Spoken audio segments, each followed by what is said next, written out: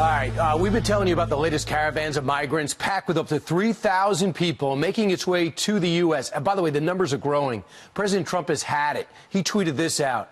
We have today informed the countries of Honduras, Guatemala, El Salvador that if they allow their citizens or others to journey through their borders up to the United States with the intention of entering our country illegally, all payments made to them will stop. Here to react, former National Deputy Chief of U.S. Border Patrol, Ron Colburn. And this is a significant amount of money. I'm talking about millions of dollars. Honduras, to get 65 million. Guatemala, 69 million. El Salvador, 45 million.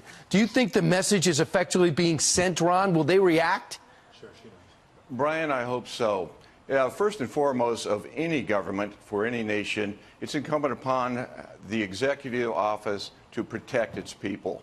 So I think that this is a very rational statement by the president, and hopefully Honduras, Guatemala, and El Salvador will be listening. They can be great partners. That's why we, the American taxpayers, have been sending millions of dollars to them. But it's incumbent upon them to also protect their own people rather than shove them north through Guatemala, El Salvador, and Mexico to come to the United States.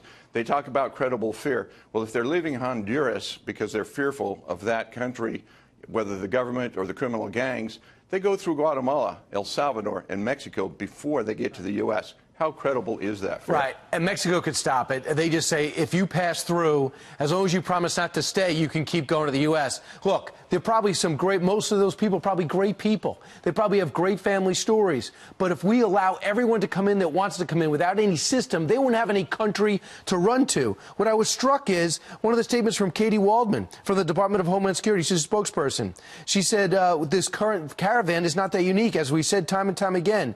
This is the story that's happening on our border on a daily basis. Congress doesn't act. Absolutely, and this is what the American people don't know, so I'm so glad that you brought it up, Brian. 95% of those that are arriving illegally between our lawful ports of entry are actually looking for and turning themselves in to United States Border Patrol agents because they know, because of previous policies set in place during the Obama administration and certain injunction lawsuits, these people will be released before they've been truly cleared of screening for dangerous diseases or criminal records. Right now, they're getting ankle bracelets, so it's a form of catch and release. It's frustrating for everybody. Ronald Colburn, thanks so much. We'll see what happens.